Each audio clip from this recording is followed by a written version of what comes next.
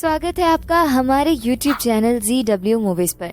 आज हम जिस मूवी के बारे में बात करने वाले हैं उसका नाम है भूल भुलैया 3। कहानी की शुरुआत 200 साल पहले यानी 1824 में खून की घाट में होती है। हम एक शख्स को आमी जेतुमार गाने पर रक्स करते देखते हैं और उसी वक्त खून के घाट के महाराज अपने आदमियों के साथ वहां पहुंचते हैं और उस नाचने वाले को पकड़कर बाहर ले जाते हैं। एक नकाबपोश आदमी जो महाराज का खास आदमी लगता है उस नाचने वाले को सूली पर चढ़ाकर आग लगा देता है। उस वक्त हमें ये लगता है कि वो नाचने वाला दरअसल मंजुलिका थी जिसे महाराज ने जलाया। आग से निकलती हुई एक रूह दिखाई देती है जो उसी नकाब वाले शख्स का मास्क पहन लेती है और फिर उस शख्स को मार देती है जिसने उसे जलाया था। इस मकाम पर कहानी कट होती है और फिर कहानी 200 साल आगे यानी मौजूदा वक्त में आती है। अब हम रोहान को देखते हैं जो खुद को रूह बाबा के तौर पर पेश कर रहा है और इसके साथ इसका असिस्टेंट टिल्लू भी है। ये दोनों धोखेबाज हैं जो इन लोगों को ठगते हैं,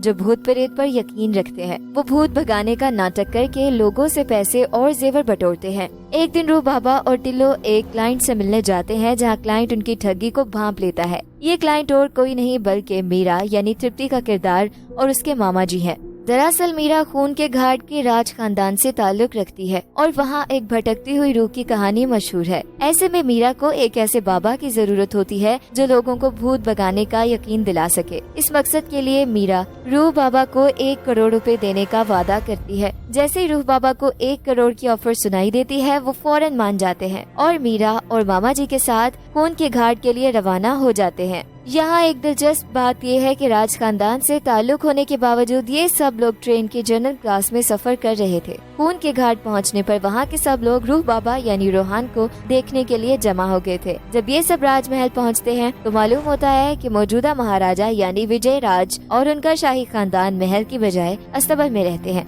हकीकत ये है कि उनकी हालत बहुत ज्यादा खराब है, इतनी कि ये लोग एक ही टूथपेस्ट को पूरा साल इस्तेमाल करते हैं और खाने के एक नवाले के लिए भी लड़ते हैं। महाराजा का चचा फौलाद सिंह व्हील चेयर पर रहता है और चूँकि महल में मंजुलिका की भटकती रूह का खौफ है उन्हें अस्तबल में रहना पड़ता है। उनकी गुर्बत देखकर रूह बाबा के जहन में पहला सवाल ये आता है कि मीरा उसे 1 करोड़ कैसे देगी। इस पर मीरा कहती है कि रोहान को रात तक सब मालूम हो जाएगा। रात के वक्त मीरा और रोहान महल में जाते हैं जहाँ उनकी मुलाकात राज पुरोहित से होती है। राज पुरोहित उन्हें बताते हैं कि 200 साल पहले खून के घाट के महाराज की एक बेटी थी जिसका नाम मंजुलिका था। मंजुलिका हर फन में माहिर थी, चाहे रक्स हो या हथियार चलाना, और उसका निशाना भी बेखता था। फिर महाराज की एक दासी से एक बेटा पैदा हुआ जिसका नाम देवेंद्रनाथ रखा गया। मंजुलिका देवेंद्र से हसद करती थी क्योंकि उसे लगता था कि मुस्तकबिल में वही तख्त की वारिस होगी। लेकिन जैसे ही राजकुमार देवेंद्र बड़ा हुआ महाराज ने उसे तख्त देने का इरादा कर लिया। इस पर मंजुलिका ने अपने ही भाई देवेंद्र को कत्ल कर दिया, जिस पर महाराज ने गुस्से में आकर मंजुलिका को मौत की सजा दी। यानी फिल्म के आगाज में दिखाया जाने वाला मंजर शायद मंजुलिका को मौत की सजा देने का ही था। मंजुलिका की मौत के बाद उसकी रूह इंतकाम लेने के लिए वापस आती है। वो पहले मास्क पहनकर उस शख्स को कत्ल करती है जिसने उसे आग में झोंका था और फिर महाराज को भी जलाकर मार डालती है। उस वक्त राज पुरोहित के बावजदाद महायजन करके मंजुलिका की रूह को एक कमरे में बंद कर देते हैं और उस पर तावीज चढ़ा देते हैं। तब से मंजुलिका महल में कैद है। भेड़वा कवच मंजुलिका को कैद तो रखता है मगर उसका खात्मा नहीं कर सकता। मंजुलिका को सिर्फ एक राज घराने का फर्द ही खत्म कर सकता है और वो भी सिर्फ दुर्गाष्टमी के दिन। यहाँ मोड़ ये है कि रूह बाबा यानी रोहान की शक्ल बिल्कुल राजकुमार देवेंद्रनाथ से मिलती है। यही वजह थी कि जब रूह बाबा खून के घाट पहुंचा तो गांव के लोग उसे हैरत से देखने लगे। राज पुरोहित के मुताबिक रूह बाबा शायद राजकुमार देवेंद्रनाथ का पुनर्जन्म है और मंजुलिका की रूह को हमेशा के लिए खत्म करने आया है। ये सब सुनकर रोहान को बेहद अजीब महसूस होता है। दरअसल महल में रोहान के साथ कुछ गैर मामूली वाकयात भी पेश आते हैं जिनसे वो खौफजदा हो जाता है, मगर मीरा उसे यकीन दिलाती है कि उसे इन कहानियों पर यकीन नहीं है। मीरा उसे बताती है कि मंजुलिका की भूत कहानी की वजह से कोई भी इस महल को खरीदने के लिए तैयार नहीं, और अगर रोहान ड्रामा करके दुर्गाष्टमी के दिन मंजुलिका की रूह को खत्म करने का बहाना करेगा तो लोग समझेंगे कि मंजुलिका की रूह जा चुकी है और आखिरकार ये महल फरोख्त हो सकेगा।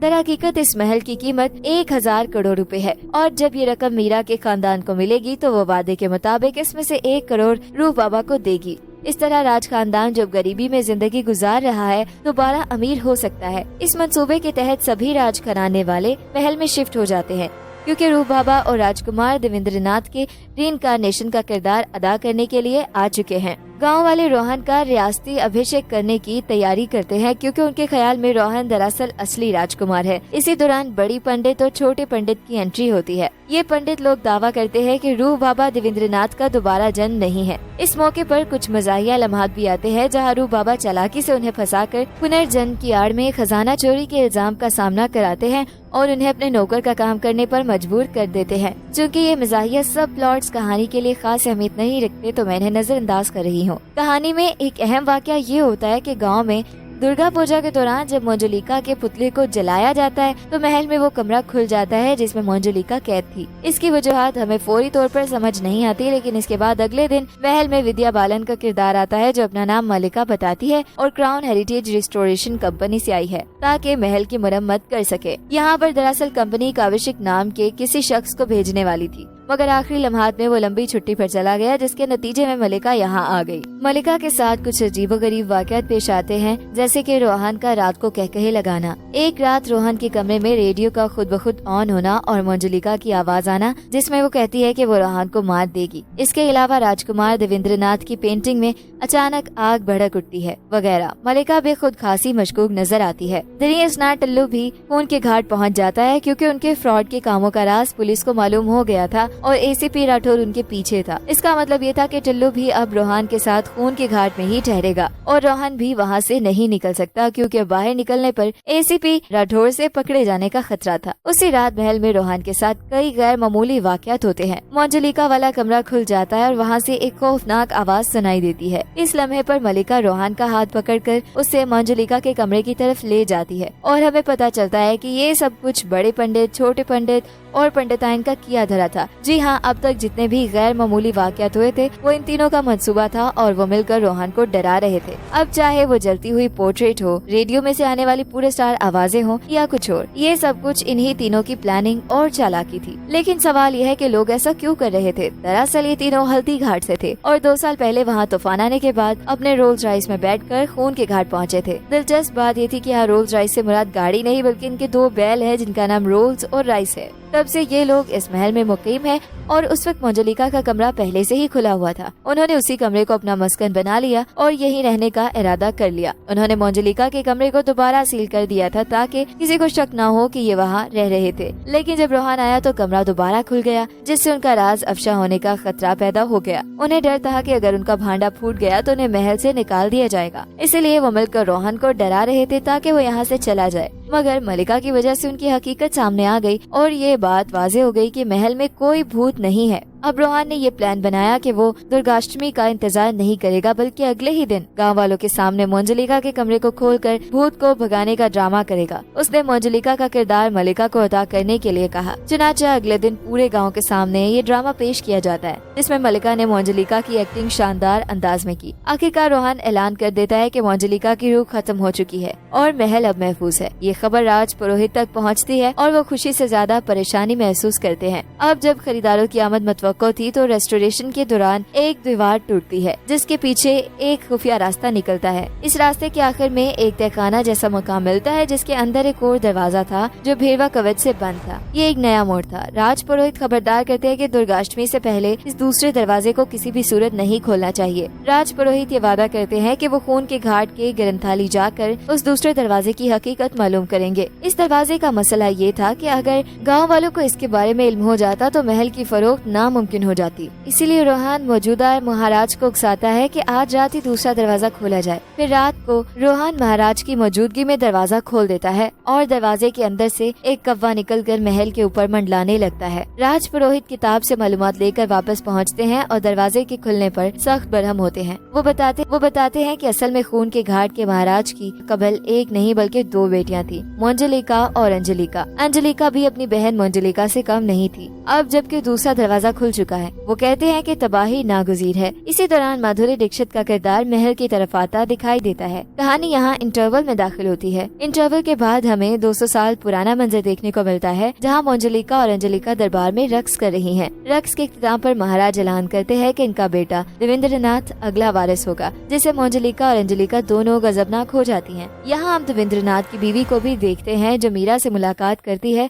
लेकिन ये कहानी में आगे नहीं बढ़ती तो उस पर मजीद तफसील नहीं दी जा रही। वापस मौजूदा वक्त में माधुरी दीक्षित का किरदार महल में आता है और खुद को सोरगढ़ की महारानी मंडेरा देवी के नाम से मुतारिफ करवाती है। मंडेरा उस महल को खरीदने की ख्वाहिशमंद है। उसके बाद हम मंडेरा और मलिका को आमने सामने देखते हैं, जहां दोनों एक दूसरे की गर्दन पकड़ लेती हैं और ये मंजर देखकर ऐसा महसूस होता है जैसे ये दोनों मंजुलिका और अंजलिका हैं। उनके मिलने के बाद कई कौवे महल से टकराकर मर जाते हैं, जिसे देखकर राजघराने के तमाम अफराद हैरान रह जाते हैं। कुछ और गैर मामूली वाकयात भी पेश आते हैं, जैसे मंडेरा का मंदिर न जाना क्योंकि वो खुदा पर यकीन नहीं रखती। फिर एक मेले में मंडेरा और मलिका के दरमियान रस्साकशी होती है, जिसमें रस्सा टूट जाता है और दोनों में से कोई भी नहीं हारता। ये सब कुछ बहुत ही बेतुकी बातें थी। एक और मजाहिया पहलू ये भी था कि मौजूदा महाराज अपने ही लोगों को कौवा बिरयानी खिला देते हैं, क्योंकि वहाँ मौजूद कौवे मर चुके थे और उनका गोश्त बिरयानी में शामिल करके राया को पेश कर दिया गया। अब मजीद कुछ मजाहिया सीन्स भी शामिल हैं, जैसे रोहान से कहा जाता है कि उससे इसका काम मुकम्मल हो गया है और 1 करोड़ का चेक लेकर चले जाना चाहिए, मगर रोहान लड़की की आवाज निकाल कर महाराज को यकीन दिला देता है कि उसके जिस्म में महाराज की बीवी की रूह है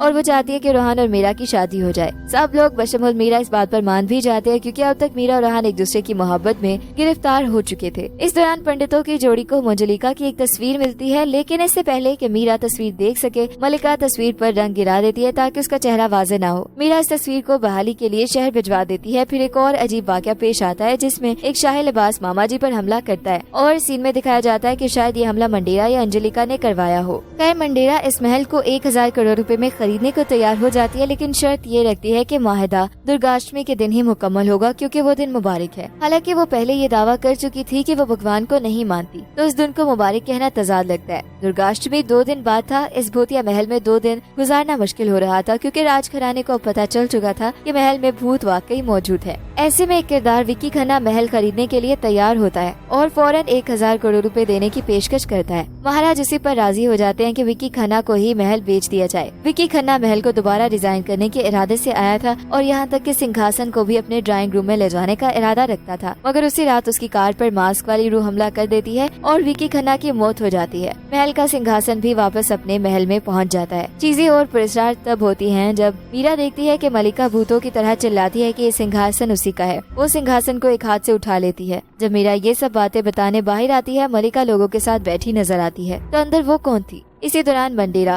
विक्की खन्ना की मौत पर अजीब अंदाज में हंसती है और माहिदे को दुर्गाष्टमी के दिन तक मौखर कर देती है। इस मुकाबले पर राजघराने को यकीन हो जाता है कि मलिका और मंडेरा का रवैया बहुत अजीब है, जैसे ये दोनों नॉर्मल नहीं है, और रोहान और मीरा को भी ये शक हो जाता है कि दोनों में से कोई मंजुलिका है। लेकिन मंजुलिका आखिर कौन है, मलिका या मंडेरा? इसके बाद कुछ ख्वाब दिखाए जाते हैं जिनमें मलिका और मंडेरा बहनों की तरह खेलती हैं और दोनों अपने आप को मंजुलिका कहती हैं। रोहान को मास्क वाली रूह दिखाई देती है, हत्ता कि मीरा भी उसे अजीब अंदाज में हंसती नजर आती है, जिससे रोहान को मीरा पर भी शक होने लगता है। इसीलिए रोहान अगले ही दिन यहाँ से भागने का इरादा करता है। दूसरी जानिब विक्की खन्ना का भूत पंडिता को डराता है, जो मास्क वाली रूह का एक और जाल होता है। रोहान टिल्लू को साथ ले जाकर भागने की कोशिश करता है, मगर वो घूमकर वापस महल ही पहुँच जाता है। पंडित भी भागने की कोशिश करते हैं, मगर वो भी महल के गिर्द ही आ जाते हैं। इसी दौरान छोटा पंडित भागते भागते खाई में गिर जाता है। अब दुर्गाष्टमी का दिन करीब है और राज पुरोहित एक देवी तेल के साथ मंजिल में आते हैं। वो इंकिशाफ करते हैं कि उन्हें रोहान की हकीकत मालूम है, यानी वो जानते हैं कि रोहान लोगों को धोखा देकर एक जाली रूह बाबा बनने का ड्रामा कर रहा है। मगर राज पुरोहित अपने अबाउलजदाद की कहानी पर यकीन रखते हैं, जिसके मुताबिक राजघराने का कोई फर्द दोबारा जन्म लेकर मंजुलिका को हमेशा के लिए खत्म कर देगा। इसलिए वो पुरानी रस्म की तरह दोबारा मंजुलिका को कैद करने के लिए महायुजन करने और देवी तेल इस्तेमाल करने का इरादा रखते हैं। इस दौरान मंजुलिका की वो पेंटिंग भी जिस पर मलिका ने रंग गिरा दिया था, दुर्गाष्टमी के दिन तक बहाल हो जाएगी, जिससे असल मंजुलिका का पता चल सकेगा। एक मजाहिया लम्हा ये है कि बड़ा पंडित और पंडिताइन देवी तेल अपने बालों में लगा लेते हैं ताकि उनकी जुएं मर जाएं। इस सारे तनाव के दौरान मीरा खुद को अजीब पोज में जलाने की कोशिश करती है, लेकिन रोहान किसी तरह उसे होश में लाकर बचा लेता है। मीरा बताती है कि वो पहले मंदिरा के साथ थी, मगर इसके बाद उसे कुछ याद नहीं। इस पर रोहान अब तंग आकर सीधा मंदिरा से सवाल करता है और उस पर मंजुलिका होने का इल्जाम लगाता है। इसी दौरान मलिका नुमादार होती है और सुपर नेचुरल अंदाज में उड़कर मंदिरा पर हमला कर देती है। उसे बालों से पकड़कर ऊपर खींचती है और चिल्लाती है, ओमी मंजुलिका, और मंदिरा को पटक देती है। बाद में मलिका रोहान पर भी हमला करती है, मगर रोहान देवी तेल का घेरा बनाकर आग लगा लेता है और खुद को उससे बचा लेता है। यूं मलिका इस आग में फंस जाती है। मलिका के काबू में आते ही मंदिरा का असली चेहरा सामने आ जाता है और वो भी सुपरनेचुरल अंदाज में लोगों पर हमला करना शुरू कर देती है। वो तख्त पर जा बैठती है और राज पुरोहित पर हमला करती है। यहाँ एक और मज़ाहिया सीन भी शामिल है जहाँ छोटा पंडित बैंडेज में लिपटा वापस आता है। ये वही पंडित है जो खाई में गिरा था और अब जवान फिल्म के शाहरुख खान की तरह बैंडेज के साथ एंट्री ले रहा है। इसी वक्त मंजलिका की बहाल शुदा पेंटिंग वापस आ जाती है जिसमें वाज़े तौर पर मलिका का चेहरा नजर आता है। सब कंफ्यूज हो जाते हैं कि असली मंजलिका कौन है। उसी लम्हे मलिका और मंदिरा दोनों ये दावा करती है कि भूत उनमें से कोई नहीं है बल्कि कोई और है और वो भूत अपनी हकीकत जाहिर करे। फिर हम देखते हैं कि मास्क वाली रूह जाहिर होती है और इंकिशाफ होता है कि ये राजकुमार देवेंद्र नाथ की रूह है, न कि मंजलिका की। ये कहानी का बड़ा मोड़ है। फिर हमें कहानी 200 साल पीछे ले जाती है जब देवेंद्र नाथ को जानशीन मुकर्रर किया गया था। इस ऐलान के बाद मंजलिका और अंजलिका हसद में जलने लगती हैं और देवेंद्र को कत्ल करने का मंसूबा बनाती हैं। मगर जब वो देवेंद्र के कमरे में जाती हैं तो देखती है कि देवेंद्र औरतों की तरह श्रृंगार कर रहा है और एक गीत गा रहा है जिससे इंकिशाफ होता है कि वो खुद को लड़की महसूस करता है। दोनों बहनें देवेंद्र को झूठा सहारा देती हैं। उसे कहती है कि हम गाएंगे, तुम नाच दिखाओ। देवेंद्र श्रृंगार करके नाचता है और इसी दौरान बहनें महाराज को वहाँ ले आती हैं